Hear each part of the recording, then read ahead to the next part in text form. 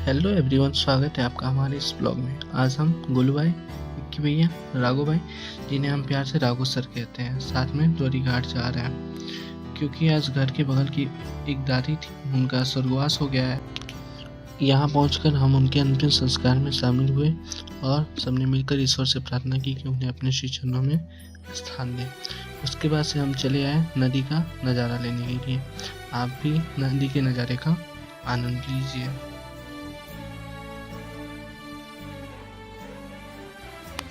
कुछ देर बाद हम वापस आए तो यहाँ पे शवों की संख्या बहुत अधिक हो गई थी क्योंकि ठंड की वजह से बहुत से लोगों की मृत्यु हो रही थी। इसलिए आपसे निवेदन है कि आप भी ठंड से सुरक्षित रहिए। उसके बाद हम राघो भाई, गोलू भाई और विक्की भैया आ जाते हैं भारत माता मंदिर के पास, जहाँ पे हम लोगों ने कुछ दिन मस्ती की।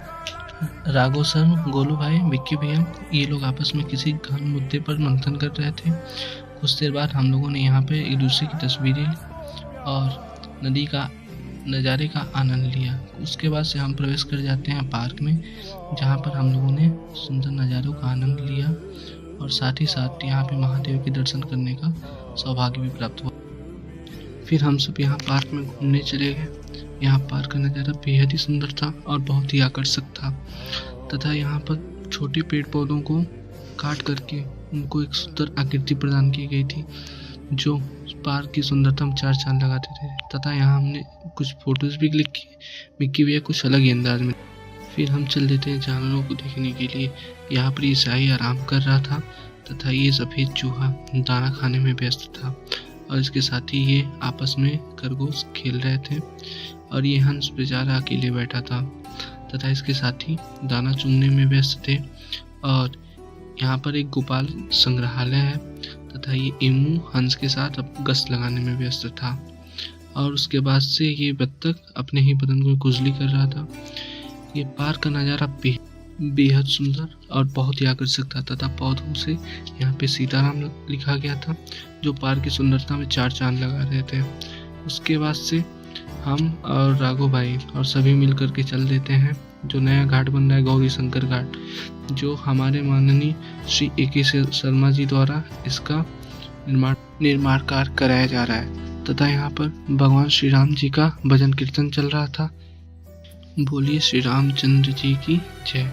तथा इसके बाद से हमने यहाँ निर्माण कार्य का मुआयना किया। उसके बाद से यहाँ पर नदी के सुंदर नज़ारे का हम लोगों ने आनंद लिया। नदी के उस पार बड़लगंज है तथा ये आप बीच में द्वारी घाट से बड़लगंज का पुल देख सकते हैं। फिर कुछ देर तक हम लोगों ने घाट में बहुत सारी मस्ती की तथा यहाँ के सुंदर नज़ारे का हम लोगों ने आनंद लिया तथा कुछ हम लोगों ने फ़ोटो शूट भी किए। और जो कि हमारे राघो सर हैं वो आज अलग ही अंदाज में थे, जैसा कि आप देख सकते हैं। उसके बाद से हम वापस मुक्ति धाम आ गए तथा यहाँ पर हम लोगों ने भोले बाबा के दरबार में कुछ पल बिताए।